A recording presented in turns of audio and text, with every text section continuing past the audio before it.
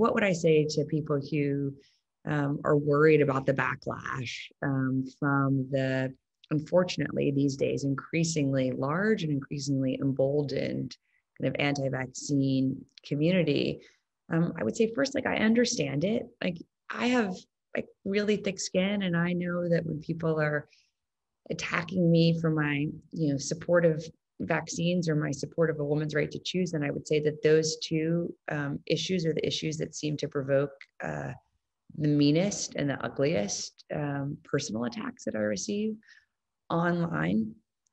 That I do understand. It is sometimes exhausting. It's exhausting for me sometimes when I receive just a tsunami of hate that, by talking openly about vaccinating my children, they hope that I know that, I'm really killing them, and that, when they die, like, that I feel guilty, or that, I kill myself because I will be responsible for my children's deaths. Like, it's really ugly and it's really awful. And even though I know that's not about me, there is something, even for me, when it's just at such a level where I think, like, oh, like, it's heavy and it's hard, just because that darkness is so intense.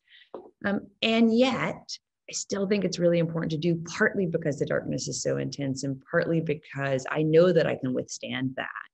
And I do think we have to continue to talk about the importance of vaccines and vaccinations. I think we do have to continue to help parents understand that measles or whooping cough or pneumonia are not these threats to our kids that only existed 100 years ago. Like, they very much could be threats that could come for our children tomorrow if we don't all continue to vaccinate our kids against these diseases. So, I would just say, Karen, I understand, and yet I hope that especially parents, although you shouldn't have to be a parent to stand up for vaccinations, but especially parents will just know how critical it is that we continue to speak out for vaccines and vaccinations, to speak out in support of doctors and nurses and nurse practitioners and others who are vaccinating kids, although probably now vaccinating adults against COVID until we have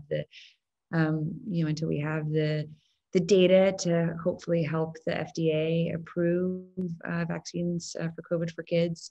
That I hope that people will continue to speak out, or if they haven't yet, join the chorus of speaking out in support of vaccines and in support of vaccinators.